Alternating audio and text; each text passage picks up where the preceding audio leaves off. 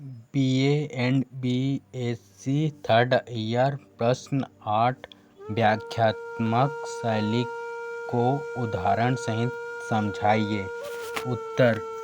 व्याख्यापरक शैली का आशय।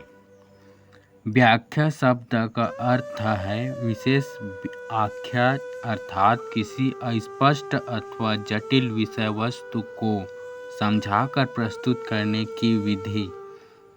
इस विधि या शैली में वक्ता या लेखक स्वयं सूत्र रूप में अपनी बात की व्याख्या करता है जिसे श्रोता आसानी से समझ सके। इस शैली में प्रायः वक्ता या लेखक सूत्र बात को समझाने के लिए कहानी, उदाहरण इत्यादि का सहारा लेता है। इस प्रकार एक ही कथन को विस्तार पूर्वक समझाता है। अतः ऐसी कथन शैली व्याख्यापरक कथन शैली कहलाती है। उदाहरण। कर्म में आनंद अनुभव करने वालों का ही नाम कर्मण्य है। इस पंक्तियों में बताया गया है कि कर्मण्य व्यक्ति किसे कहा जाता है। कर्म करने में आनंद प्राप्त होता है। कर्म करने से आनंद मिलना ही कर्म की ओर आकृष्ट होने का कारण है। कर्म और आनंद का संबंध बताया गया है। कर्मण्य व्यक्ति की परिभाषा बताई गई है।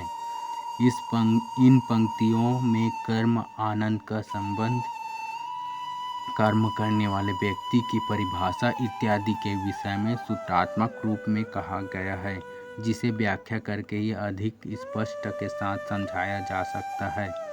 यह आवश्यक नहीं है कि हम जो कुछ भी कथन कह रहे हों उसे श्रोता पूरी तरह से समझ ही ले।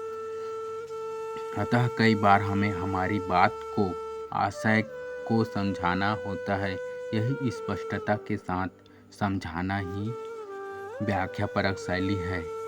व्याख्यापरक शैली की विशेषताएं। व्याख्यापरक या व्याख्यात्मक कथन शैली में निम्नलिखित विशेषताएं होती है।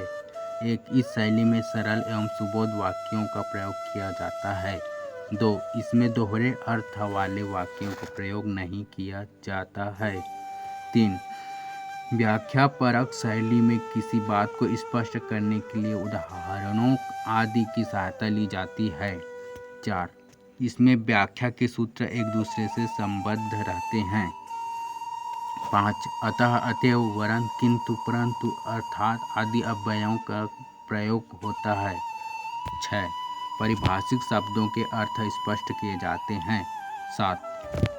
व्याख्या को स्पष्ट करने के लिए यदि मान लिया जाए आदि वाक्यांशों का प्रयोग किया जाता है। 8.